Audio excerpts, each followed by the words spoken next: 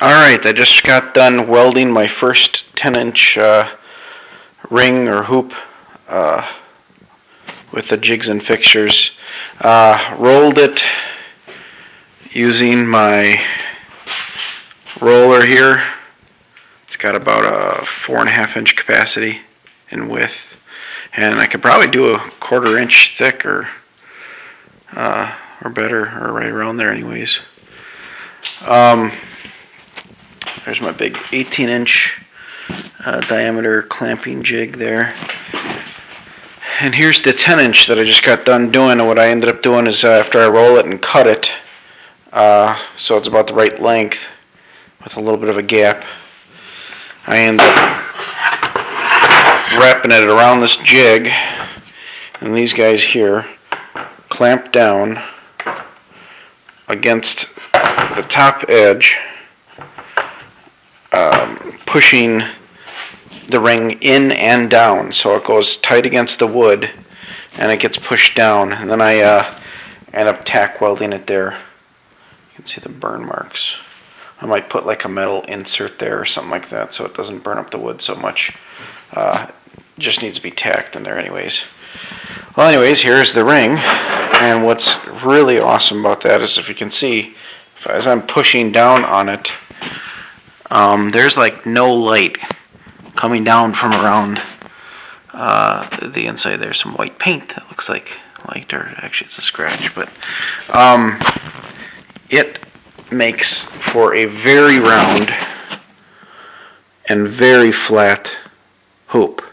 So all I got to do now is grind down my weld, which isn't too bad if I don't say so myself. I'll grind that down flush so you really can't see where it was, and then that'll be it. And then that ends up going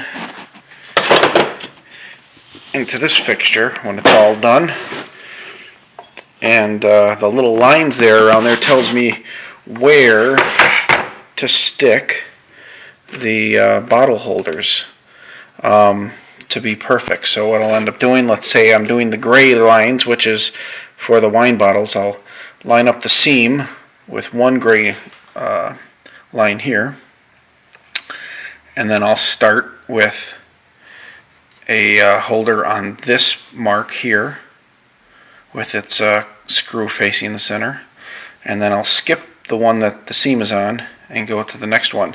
So the inside diameter gets every other ring holder, because there's half amount of bottles on the inside ring as there is on the outside ring. So an 18-inch one would actually get every single gray line, but the inside track gets half. And then what ends up happening is you'll rotate it so that the ring holder that was here ends up being perfectly between these two gray lines, and there'll be another one between those two gray lines. And then you start the assembly in this jig here. The holders going across there,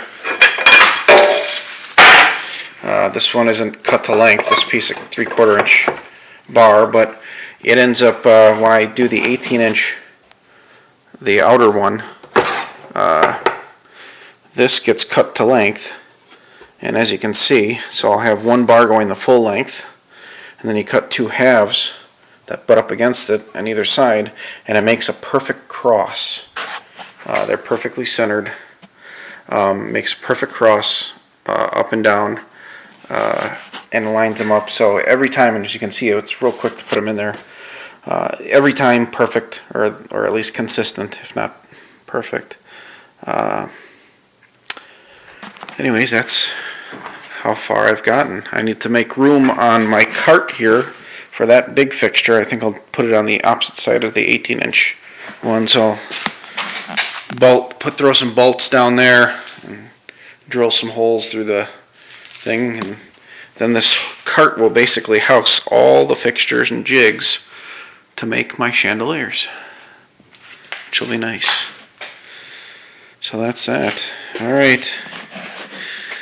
See you later, guys.